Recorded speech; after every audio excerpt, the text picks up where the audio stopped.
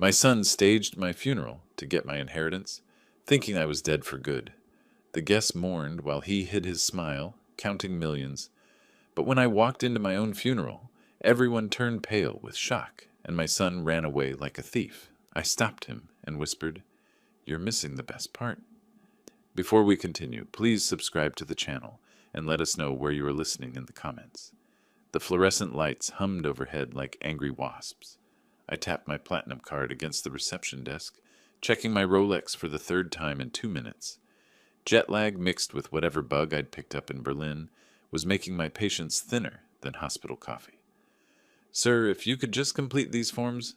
"Look, I don't have time for bureaucracy." My voice carried the authority of a man who'd built a $50 million electronics empire from nothing. "I flew back from Europe yesterday. I feel like hell, and I need to see a doctor now, not in an hour. Now." The middle-aged administrator, Patricia Cole according to her nameplate, typed with the enthusiasm of someone counting down to retirement. Her fingers clicked across the keyboard like a woodpecker attacking metal. "Name and date of birth, please." "Orrin Howell, March 15th, 1968. Click, click, click. Then silence. Patricia's face changed. Color drained from her cheeks as she stared at her monitor. She looked at me, then back at the screen, then at me again. "I'm sorry, sir, but there seems to be some kind of error in our system." "What kind of error?" I leaned forward, expensive leather shoes squeaking against linoleum. "Well," she swallowed hard, "according to our records, you're deceased." The words hit me like a physical blow. "Excuse me. It shows here that you died on April 10th, 5 days ago." Her voice dropped to a whisper. "There's a death certificate on file." My legs felt unsteady. The antiseptic smell suddenly seemed overwhelming. "That's impossible. I'm standing right here." Patricia's hands trembled as she scrolled through screens. "The certificate was filed by—" She paused, squinting at the monitor. "Leland Howell, listed as next of kin. My son. Show me." My voice came out rougher than sandpaper. She hesitated, then reached into a filing cabinet. Paper rustled as she pulled out a manila folder. Inside was an official California death certificate, with my name typed in block letters. Cause of death, cardiac arrest. Location, Munich, Germany. "But sir, you're obviously alive. This must be some kind of mistake." "No mistake." The pieces clicked together with mechanical precision. Leland had access to my medical records. He knew my travel schedule. He'd been asking about my will just last month, claiming it was for family planning. I snatched the certificate, studying the forged signature that looked convincingly like mine. Every detail was perfect, except for one crucial fact. I was breathing. "I need a copy of this." Patricia fumbled with the copier, her hands shaking. "Mr. Howell, we should probably call the police. This is fraud, identity theft." "Not yet." I folded the copy into my jacket pocket. "I need to understand what's happening first." Walking toward the exit, my mind raced through possibilities. Leland thought I was dead. He'd filed papers, probably started inheritance procedures. The inheritance worth $50 million. My own son had killed me on paper. The automatic doors slid open and California sunlight hit my face. Somewhere in this city, people were probably planning my funeral, while my supposed heir counted his premature windfall. Time to prove that rumors of my death had been greatly exaggerated. The 30-minute drive home passed in a blur of rage and disbelief. My hands gripped the steering wheel so tightly my knuckles turned white, the death certificate burning like acid in my jacket pocket. By the time I pulled into my Pacific Heights driveway, the shock had crystallized into something colder, more dangerous. Inside my study, I poured coffee with shaking hands. The ceramic mug felt foreign, as if I was handling it from beyond the grave. Family photos lined my mahogany desk. Leland's graduation from Stanford, our fishing trip to Alaska, his first day at the company. In every picture, he wore that same charming smile that had fooled me for 32 years. I unlocked my filing cabinet with mechanical precision. Important documents were missing. My medical proxy forms, insurance papers, banking authorizations. All had required my signature. All had been in this cabinet 3 weeks ago when I'd left for Europe. The coffee grew cold as I reconstructed the timeline. I departed for Berlin on March 28th. Leland had my house keys, knew my travel schedule, understood exactly when I'd be unreachable in foreign time zones. He'd had 3 weeks to plan this elaborate grave robbery. My phone sat silent on the desk. No missed calls. No concerned messages from friends or business partners. If Leland had announced my death 5 days ago, someone should have tried to contact me. The silence felt orchestrated, calculated. Opening my laptop, I accessed Leland's employee records from our company database. His salary was generous, $200,000 annually. But I'd noticed some concerning signs lately. Expensive watches, a new Tesla, mentions of Vegas trips, a man living beyond his means. I scrolled through financial statements, connecting dots that should have been obvious. Leland's credit cards were maxed out. He'd borrowed against his 401k twice. 3 months ago, he'd asked about early inheritance options, claiming he wanted to buy a house. The house story was fiction. He needed money fast, and $50 million in life insurance plus company assets would solve his gambling debts permanently. All he needed was a death certificate and a few months to establish legal claim before anyone questioned the details.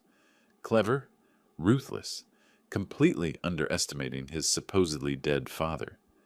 I studied his photo from last year's company picnic. Dark hair, confident smile, wearing the Armani suit I'd bought him for his promotion. He looked like me at that age, ambitious, hungry, willing to take risks. But I'd built something with my risks. He was just stealing. My reflection stared back from the computer screen, pale from illness, older than I felt, but very much alive. Leland had made one crucial miscalculation. He'd assumed I'd stay dead long enough for his plan to work. Standing up, I paced around the study. Leather-bound law books watched from their shelves like silent judges. The grandfather clock in the corner ticked steadily, marking time I'd supposedly run out of 5 days ago. Outside, voices drifted through the window, neighbors talking in hushed tones. I moved toward the sound, catching fragments of conversation about poor Orrin, and so sudden. Black clothing flashed between the hedge. They were dressed for a funeral. My funeral. 9:15 the next morning, and someone was crying on my front porch. I'd spent the night planning, drinking instant coffee, and staring at that death certificate until the words blurred together. Sleep had been impossible. Dead men don't need rest anyway. The doorbell rang twice, followed by muffled voices. I opened the door to find Letitia Green and her husband Barney standing on my steps, both dressed in formal black funeral attire. Letitia held a small bouquet of white lilies. They saw me and froze. Letitia's scream could have shattered windows. "Ghost! Oh, my lord, it's a ghost!" Barney staggered backward, his face turning the color of old newspaper. "Sweet Jesus, Orrin, we thought you were dead?" I stepped onto the porch, closing the door behind me.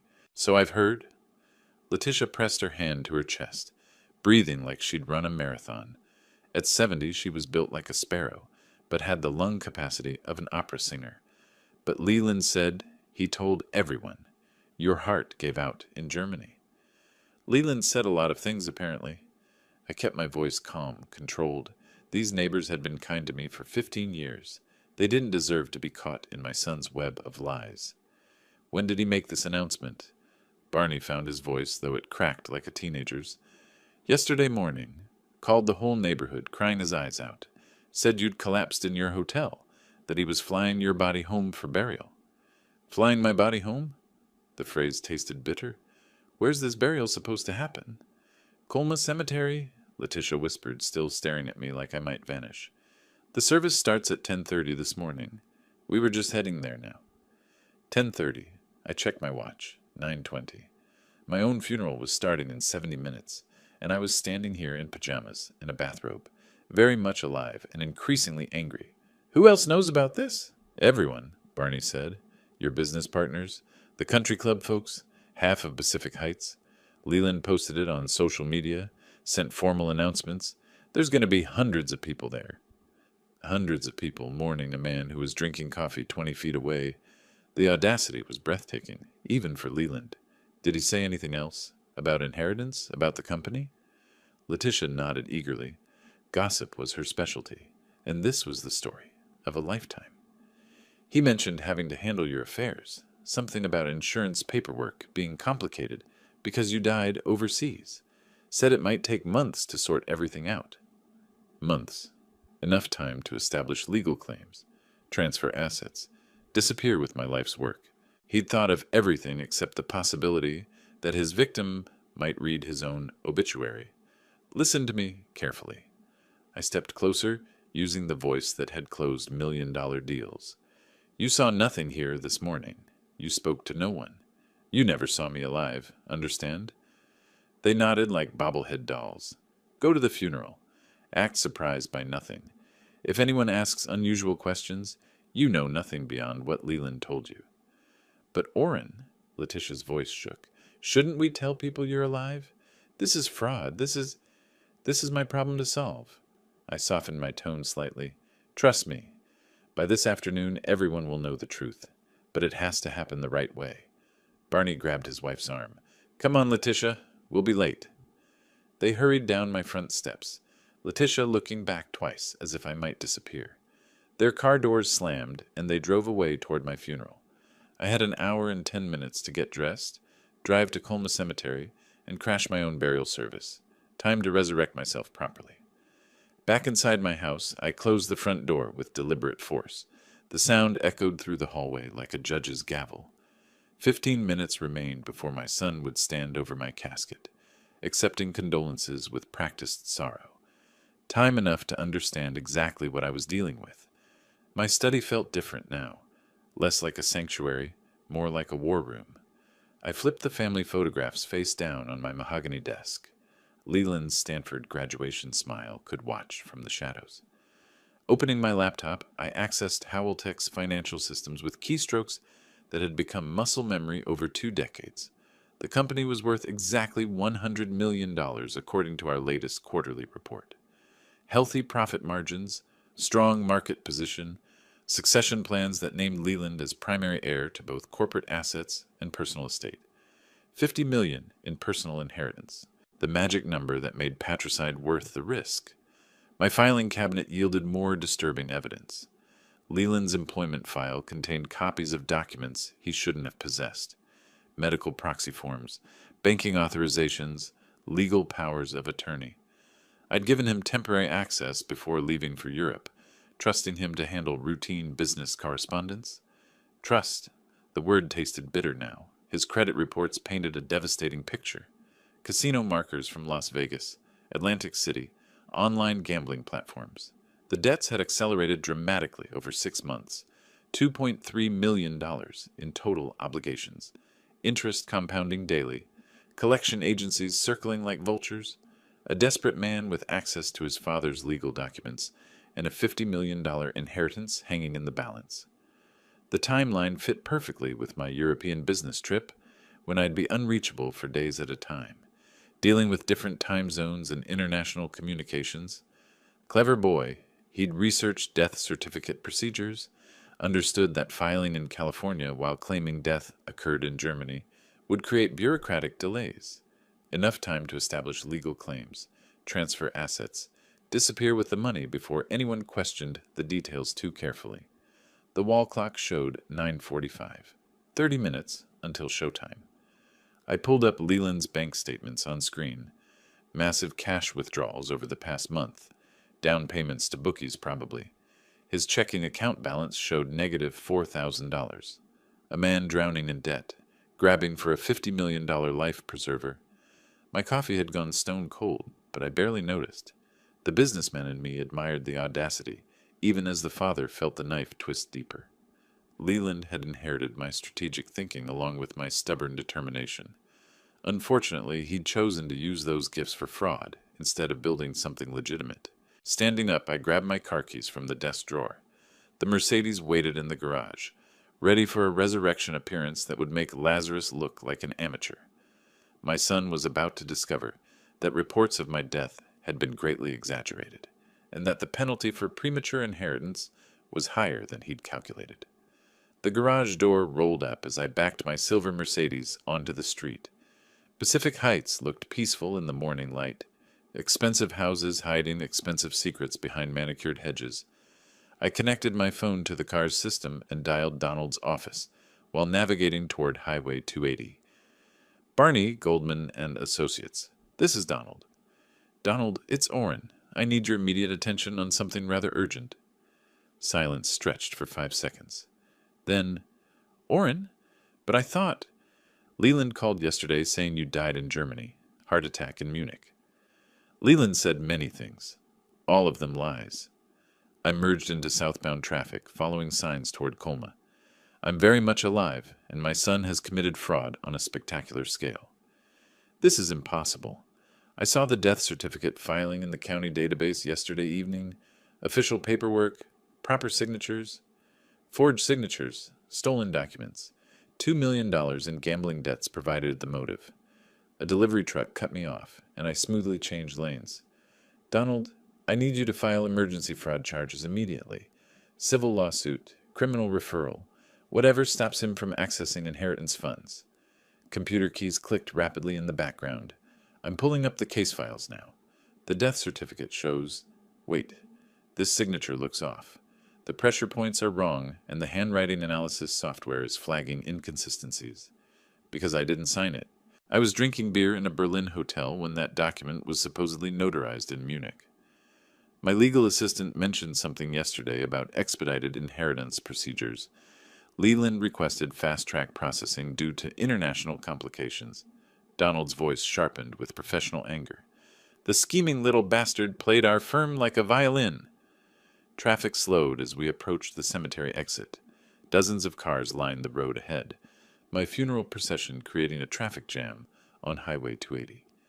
How quickly can you file injunctions? I'm already drafting paperwork, emergency hearing request, asset freeze, fraud investigation. Judge Martinez owes me favors from the Peterson case last year. Paper rustled through the phone speaker. But Orrin, this is going to be messy. Media attention, family scandal, business implications. Let it be messy. Leland chose this battlefield when he decided to kill his father for money. Where are you right now? I turned into the cemetery parking lot, counting at least 40 vehicles scattered across the asphalt. Black sedans, luxury SUVs, even a few limousines. Leland had orchestrated quite a production. Arriving at my own funeral, Colma Cemetery, about to make an entrance that'll give everyone present something to remember. Jesus Christ, Orrin, think about this. Crashing your own funeral could backfire legally. Let me handle this through proper channels. Proper channels take time. Every minute Leland maintains this charade strengthens his legal position. I parked between a black Cadillac and a white Mercedes hearse. File your paperwork. I'll handle the dramatic revelation. This could traumatize people, elderly relatives, business associates. Leland should have considered that before committing fraud. Through my windshield, I could see mourners gathering near the chapel entrance. Dark suits, black dresses, flowers, and tears. All for a man sitting in a car 50 yards away, very much alive and increasingly angry. Call me after you've filed the injunctions. This afternoon we plan Leland's complete destruction. I hung up and stepped into the April morning, straightening my tie and walking toward the stone chapel, where my son was about to receive the shock of his miserable life. The chapel parking lot buzzed with subdued conversation and rustling black fabric. 47 cars by my count, impressive turnout for a man whose death was entirely fictional. I recognized faces from the country club, business associates from Silicon Valley, even a few competitors who'd probably attended, hoping to pick over Howell-Tech's corporate remains. Walking across the asphalt, I adopted the confident stride that had intimidated boardrooms for 2 decades. Gray clouds hung low over Colma, casting everything in appropriate funeral lighting. Someone had spared no expense on floral arrangements. The chapel's heavy wooden doors stood slightly ajar. Organ music drifted through the gap, something appropriately somber that I didn't recognize.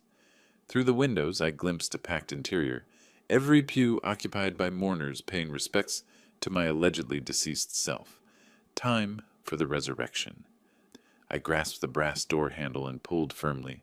The hinges creaked with satisfying drama as the doors swung wide, revealing the entire assembled congregation from behind. The organ music stopped mid-note. Heads turned in a wave from back to front, like dominoes falling in reverse. Recognition spread through the crowd with mathematical precision, first confused squinting, then shocked gasps, then outright screams. Margaret Suttleson from the golf club fainted directly into her husband's lap. 3 elderly women in the third row grabbed their purses and pressed backward against the pews as if I might contaminate them with my undead presence. "Evening, everyone." My voice carried easily through the suddenly silent chapel. "Sorry I'm late to my own funeral." The chaos that followed resembled a disaster movie. People scrambled over each other toward the side exits, programs and flowers scattered across the floor. Someone's grandmother shrieked continuously in a pitch that could shatter crystal. But my attention focused entirely on the front row, where Leland stood frozen beside my supposedly occupied casket. My son's face had drained to the color of old newspaper. Sweat beaded on his forehead despite the cool April morning. His expensive black suit, probably purchased with borrowed money, hung awkwardly on his trembling frame. For a moment, we stared at each other across 50 feet of chaos. Father and son, victim and perpetrator, the living and the supposedly dead. Leland's mouth opened and closed like a landed fish. No sound emerged. I began walking down the center aisle, each footstep echoing against stone walls. The crowd parted before me, people pressing against the pews as if I carried some contagious disease. Whispered prayers and confused exclamations followed in my wake. "Hello, son!" My voice cut through the pandemonium with surgical precision. "Surprised to see me?" Leland's knees buckled. He grabbed the edge of my casket for support, irony so thick you could slice it with a knife. The funeral director, a thin man with nervous hands, approached from the side. "Sir, I don't understand what's happening here. We have a death certificate, legal documentation. You have fraud?" I kept walking, never breaking eye contact with Leland. "Forged documents. A son so desperate for inheritance money that he decided to kill his father on paper." 20 feet away now, close enough to see the panic in Leland's eyes, the way his hands shook as he realized his carefully constructed lie was collapsing in real time. "Dad, I can explain." "Explain?" I stopped directly in front of him, close enough to smell his fierce sweat. "Explain how you stole my medical documents. Explain 2 million in gambling debts. Explain why you thought I'd stay dead long enough for you to cash in." The chapel had gone completely silent except for muffled sobs from the back rows. Every eye in the building focused on our family drama playing out beside my empty casket. Leland opened his mouth again, but no words came out. Leland's eyes darted toward the chapel's side exit like a cornered animal calculating escape routes. His expensive black suit hung loosely on his trembling frame, sweat beading across his forehead despite the cool April air. "Don't even think about it." My voice carried the authority that had commanded boardrooms for 3 decades. "Stay exactly where you are, son." He froze mid-step, one hand still gripping my casket for support. The irony wasn't lost on anyone. My supposedly grieving heir using my coffin as a crutch, while facing his very much alive father. The chapel had gone silent except for Margaret Suttleson's continued whimpering from the third row. 47 pairs of eyes tracked between us like spectators at a tennis match, waiting to see who would break first. "Dad, please, I can explain everything." "Explain?" I walked to the front podium, placing my hands on the lectern where someone had planned to deliver my eulogy. "Explain how you forged medical documents while I was drinking beer in Berlin. Explain $2.3 million in casino debts. Explain why you filed my death certificate 5 days before I even knew I was sick." Gasps rippled through the crowd. Mrs. Henderson from the country club clutched her pearls, like they might protect her from the family scandal unfolding before her eyes. Leland's face cycled through emotions faster than a slot machine. Panic, denial, calculation, desperation. "The debts aren't that much." "You're exaggerating." "Bank of America disagrees. So does Caesar's Palace, the Bellagio, and about 6 online gambling platforms." I pulled out my phone, scrolling through the screenshots I'd taken that morning. "Want me to read the exact figures? With interest calculations?" His mouth opened and closed soundlessly. In the fluorescent chapel lighting, he looked older than his 32 years, worn down by months of living beyond his means, and deeper in debt with each desperate bet. "You had access to my medical proxy forms," I continued, my voice echoing off stone walls. "You knew my travel schedule, my insurance policies, my banking authorizations, everything you needed to declare me dead and start collecting inheritance payments." "That's not—" I never meant, his voice cracked like a teenager caught stealing. You never meant to get caught. I stepped closer, close enough to smell his fierce sweat mixing with expensive cologne. The plan was elegant, I'll give you that. File the death certificate while I'm overseas. Establish legal claims before anyone questions the details. Disappear with $50 million before your father's body makes it home from Germany. The crowd's murmur grew louder. Business associates whispered among themselves, calculating the professional implications. Family friends looked between shock and disgust, watching a son destroy his father's reputation for money. Except I didn't die. My voice dropped to a whisper that somehow carried throughout the chapel. Inconvenient for your timeline, wouldn't you say? Leland backed against the wall, trapped between my advancing presence and the crowd's judgment. His expensive watch, probably purchased with borrowed money, caught the light streaming through stained glass windows. I needed the money, Dad. The creditors. They were threatening. So you killed your father instead of asking for help? The question hung in the air like incense smoke. Somewhere in the back rows, someone started crying. Whether from emotion or shock, I couldn't tell. Outside, car doors slammed in rapid succession. Heavy footsteps approached the chapel entrance, moving with purpose across the gravel parking lot. Donald had arrived right on schedule. The chapel doors burst open with the force of a man on a mission. Donald strode down the center aisle, carrying a leather briefcase and the confidence of someone who'd spent 20 years dismantling fraudsters in court. His gray suit cost more than most people's cars, and every line of his body screamed serious legal trouble. Leland Marcus Howell? His voice boomed across the stone chamber with courtroom authority. My son pressed himself further against the wall, looking like he wanted to dissolve into the stonework. Yes, that's me. You're served. Donald's hand shot forward with papers that cracked like a whip in the chapel silence. Civil fraud lawsuit, criminal complaint referral, emergency asset freeze, and federal wire fraud charges. Court appearance scheduled for Monday morning, 9 a.m. sharp. The legal documents scattered across the floor like wedding confetti, but nobody was celebrating. Leland stared at the papers as if they might spontaneously combust and save him from their contents. Federal charges? Margaret Suttleson's voice rose to a squeak. What does that mean? Donald turned toward the crowd with the practiced ease of someone comfortable explaining complex legal matters to laypeople. It means Mr. Howell here committed felony fraud across state lines, forged government documents, and attempted to steal approximately $50 million through inheritance fraud. A collective gasp swept through the chapel. Several elderly relatives started fanning themselves with funeral programs. Outside, more vehicle doors slammed. Through the stained glass windows, I could see news vans pulling into the cemetery parking lot. White trucks with satellite dishes and cable company logos sprawled across their sides. How did the media find out? Leland's voice climbed toward hysteria. Donald smiled with the satisfaction of a chess player announcing checkmate. I may have contacted a few journalist friends about an interesting fraud case developing in San Francisco. Public interest, you understand. The chapel doors opened again, this time admitting a parade of reporters with cameras, microphones, and the hungry look of journalists who'd stumbled onto a genuinely fascinating story. The lead reporter, a sharp-dressed woman with silver hair, made a beeline for me. Mr. Howell, I'm Janet Morrison from Channel 7 News. Can you confirm that your son filed a false death certificate while you were alive and traveling in Europe? I can confirm that I'm standing here breathing, which makes his death certificate somewhat inaccurate. I kept my tone dry, businesslike. 30 years of corporate media training kicked in automatically. Cameras whirred and clicked as Leland tried to shield his face with his hands. The funeral atmosphere had completely evaporated, replaced by the carnival energy of breaking news.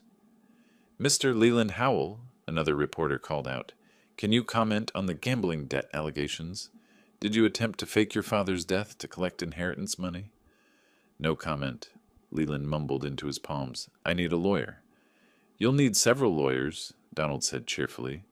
Federal prosecutors take a dim view of death certificate fraud, especially when it involves this much money.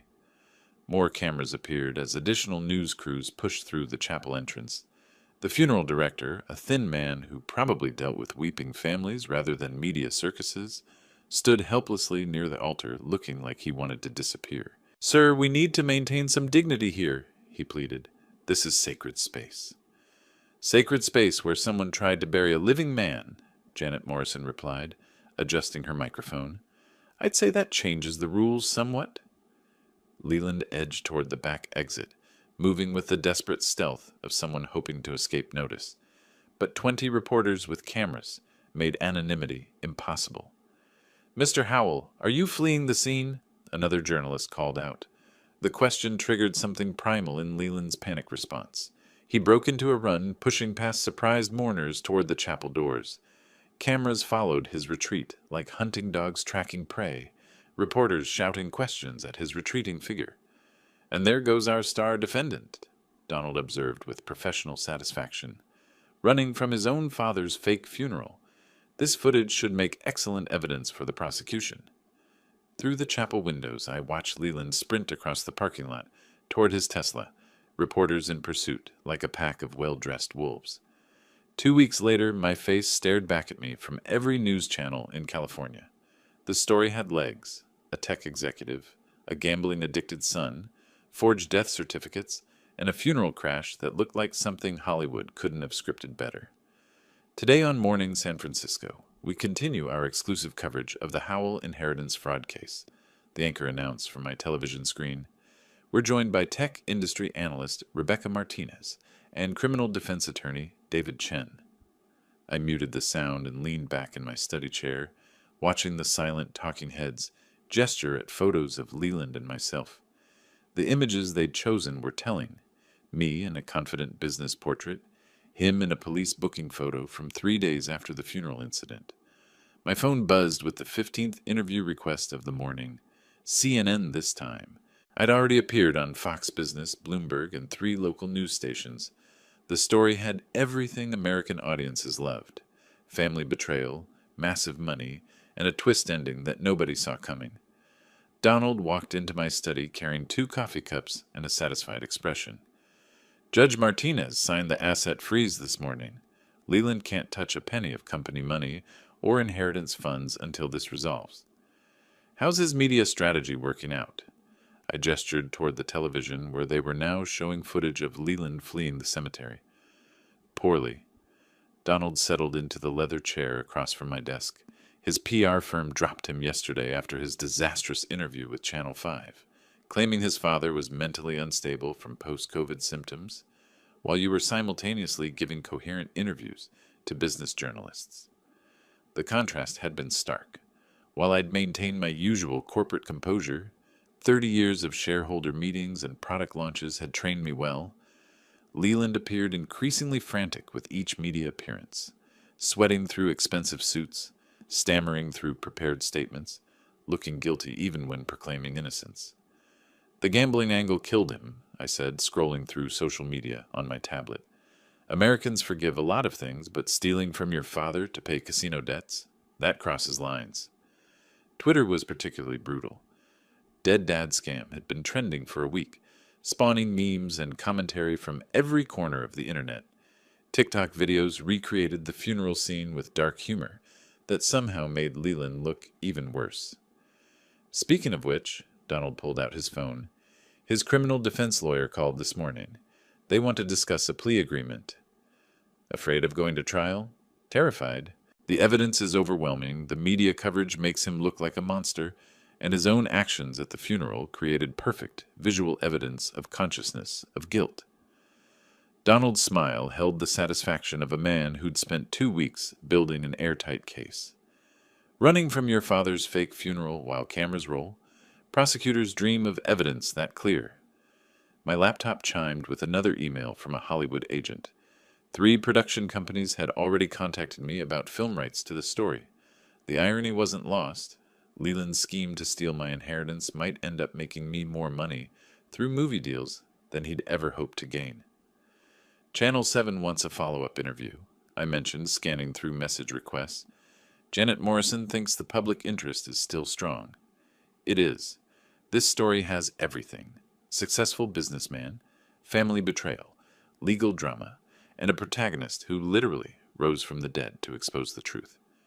Donald leaned forward with the enthusiasm of someone who understood narrative power. Plus, you're remarkably sympathetic. Hard-working father betrayed by gambling-addicted son. It writes itself. Outside my study window, Pacific Heights looked the same as always. Expensive houses hiding expensive secrets.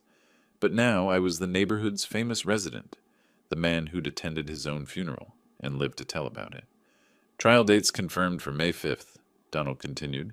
3 weeks to prepare final arguments. Though honestly, we could probably win this case with the footage from the cemetery alone. And Leland's plea offer? 15 years federal prison, full restitution, permanent loss of inheritance rights. Donald's expression turned serious. It's a fair deal, considering he was looking at 25 to life on the original charges. I stared at the muted television, watching another news segment about my supposedly dead self. The anchor was interviewing Mrs. Henderson from the country club, who seemed to be enjoying her 15 minutes of fame as a funeral witness. Let him sweat until the trial, I said finally. If he wanted easy forgiveness, he shouldn't have tried to bury his father alive. The phone rang again. This time it was a call I'd been expecting. Mr. Howell, this is Alexandra Rivera from Pacific Pictures. We'd like to discuss acquiring film rights to your story. 3 weeks of preparation culminated in this moment. I adjusted my Navy business suit, the same one I'd worn to close my biggest acquisition deal 5 years ago, and walked through the metal detectors at San Francisco Superior Court.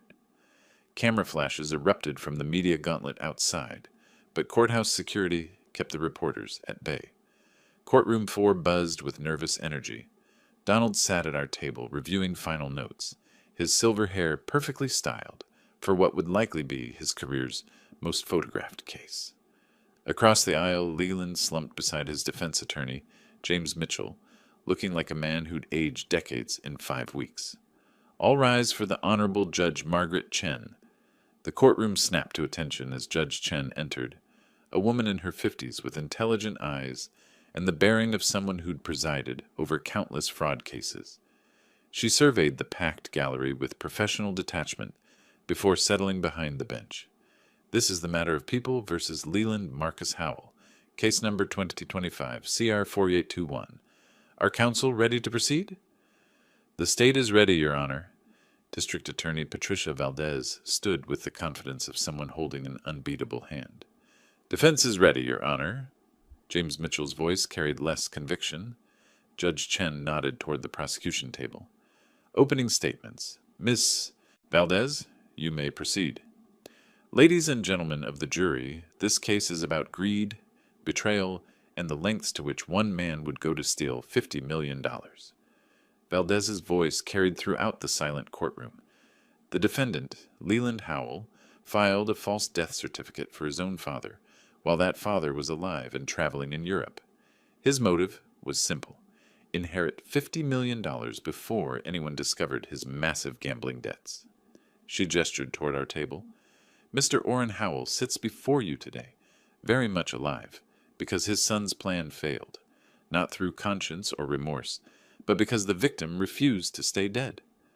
Murmurs rippled through the gallery until Judge Chen's gavel restored order. We will prove that the defendant forged government documents, committed wire fraud across state lines, and attempted to defraud his father's estate of approximately $50 million.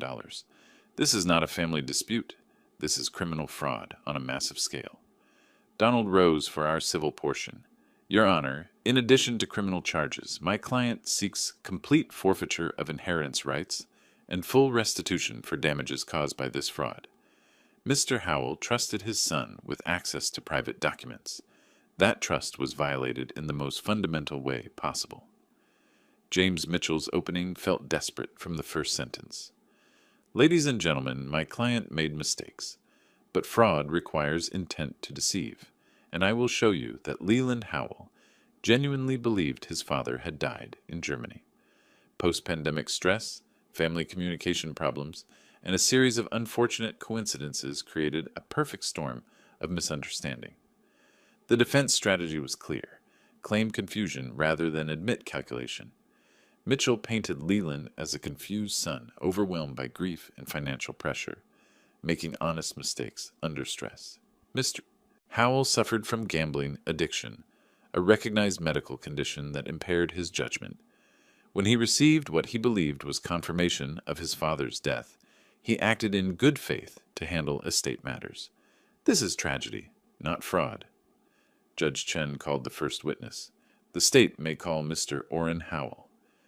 I walked to the witness stand with measured steps, placing my hand on the Bible for swearing in. The courtroom fell silent as I settled into the chair, looking directly at the jury, 12 faces representing justice I'd waited months to receive. Mr. Howell, Valdez began, please tell the jury where you were on April 10th, 2025. I was in Berlin, Germany, attending a technology conference, very much alive and posting updates to social media every day. And where was your death certificate filed on that same date? According to hospital records, in San Francisco, claiming I died of cardiac arrest in Munich, a city I never visited during that trip. The questioning continued methodically. My European travel receipts, hotel records, conference attendance logs, social media posts, a paper trail proving I was alive and documented when my son declared me dead. Did you give your son permission to file a death certificate? No, I gave him temporary access to handle routine business correspondence while I traveled, not to kill me on paper and collect my inheritance. Laughter rippled through the gallery despite the gravity of testimony. Cross-examination proved Mitchell's desperation. Mr. Howell, isn't it true that you and your son had a strained relationship? We had normal business disagreements, nothing that justified fraud. Your son was under tremendous financial pressure, wasn't he? Yes, from gambling debts he chose to accumulate. Could family communication failures have led to genuine confusion about your condition? I leaned forward slightly, meeting his eyes. Counselor, I was posting photos of German restaurants on Instagram while he was filing my death certificate. The only confusion was his belief that he wouldn't get caught. Applause erupted from the gallery until Judge Chen's gavel restored order. 5 weeks later, I sat in the same courtroom chair where this journey had begun, but everything felt different. The jury had deliberated for 3 days, long enough to review every piece of evidence, short enough to suggest the outcome was never truly in doubt. As the jury reached a verdict, Judge Chen's voice carried the formal weight of justice about to be served. The foreman, a middle-aged engineer who'd nodded appreciatively during my testimony, stood with papers that would determine my son's fate. We have, Your Honor. On the charge of filing false government documents, how do you find? Guilty. On the charge of wire fraud, how do you find? Guilty. On the charge of attempted inheritance fraud, how do you find? Guilty. Each word hit like a judge's gavel, final and irreversible. Beside his lawyer, Leland's face drained to the color of old newspaper. His hands trembled as reality settled around him like cement. On the civil matter of inheritance forfeiture, how do you find in favor of the plaintiff? Complete forfeiture of all inheritance rights, Your Honor. Donald's hand found my shoulder, squeezing once with 20 years of friendship compressed into that single gesture. We'd won everything: criminal conviction, civil judgment, complete vindication. Judge Chen consulted her notes before addressing Leland directly. Mr. Howell, please rise for sentencing. Leland struggled to his feet, requiring Mitchell's support to remain upright. The court sentences you to 3 years supervised probation, $500,000 in fines, 1,000 hours of community service, and complete forfeiture of inheritance rights, totaling $50 million. Judge Chen's voice remained steady, professional. Additionally, you are banned from any involvement in your father's business enterprises or estate management. Your Honor, Mitchell interjected, my client wishes to file an immediate appeal. That is his right, but this conviction stands pending appellate review. Judge Chen's gavel fell with finality. Court is adjourned. The gallery erupted in applause and shouting as reporters rushed toward the exits to file their stories. I remained seated, watching my son crumble beside his lawyer's table. 32 years of fatherhood ending in criminal conviction and permanent exile from family fortune. Donald leaned close, speaking under the courtroom chaos. It's over, Orrin. Complete victory. Justice, I corrected, not victory. Justice. We stood together, walking toward the courtroom exit where reporters waited with microphones and cameras. Outside, San Francisco sunshine felt different, cleaner somehow, like air after a thunderstorm washes away humidity. "Mr. Howell," Janet Morrison from Channel 7 pushed forward with her microphone. "How does it feel to have your son convicted of fraud?" "It feels like the system worked exactly as designed. Truth prevailed over deception, evidence over manipulation." I paused, choosing words carefully. "I take no pleasure in my son's conviction, but I'm satisfied that justice was served. What's next for you and your company?" "That," I said, "remains to be seen." Donald and I walked down the courthouse steps toward his waiting BMW, leaving behind a chapter that had begun with a death certificate and ended with a living man's complete vindication. The late afternoon sun cast long shadows across the courthouse plaza, where protesters and supporters had gathered throughout the trial. "Dinner?" Donald suggested as we reached his car. "I know a place that serves excellent steaks and doesn't allow cameras." "Perfect. We have business to discuss." As we drove away from the courthouse, I pulled out my phone and scrolled through 17 messages from Hollywood agents, 3 acquisition offers for my company, and one particularly interesting call from a film director named Alexandra Rivera. Time to turn legal victory into financial opportunity. The phone rang as we pulled into traffic. Unknown Los Angeles number. "Mr. Howell, this is Alexandra Rivera from Pacific Pictures. I believe we need to talk."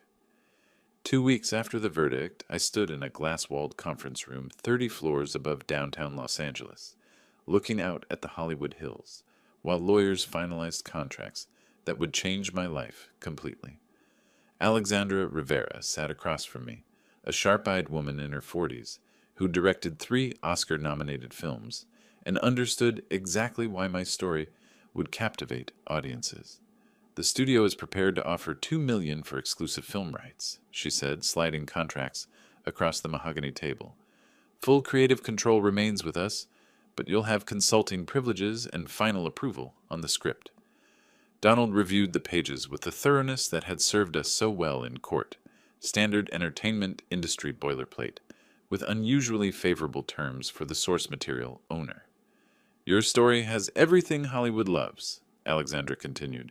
"Family betrayal, massive financial stakes, a protagonist who literally rises from the dead to expose the truth. This practically writes itself." I signed the documents with the same Mont Blanc pen I'd used to build Howell-Tech from nothing 25 years ago. $2 million for the rights to my family's destruction.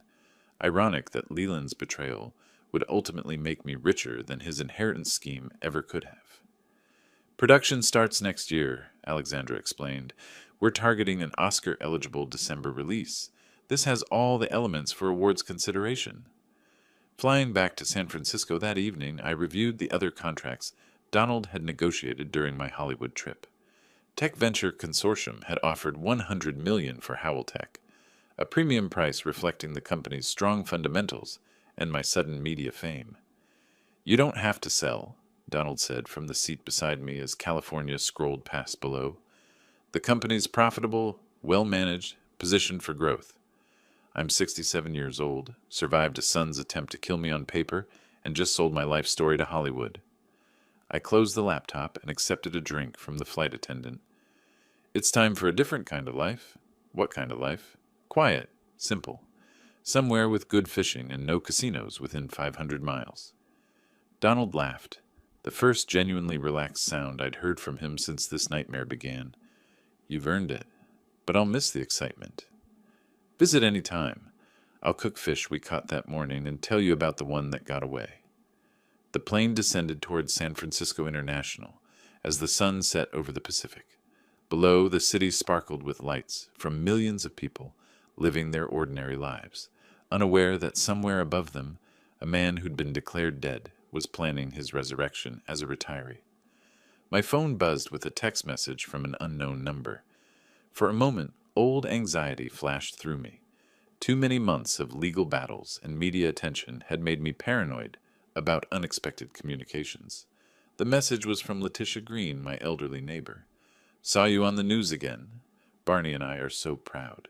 The whole neighborhood is talking about your movie deal. You're our local celebrity now." I smiled and typed back, Thank you for believing in me when it mattered most. Always, dear. That's what neighbors do.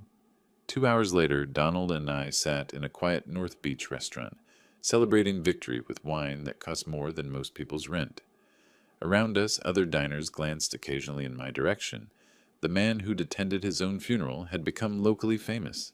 To justice, Donald raised his glass. To friendship, I countered.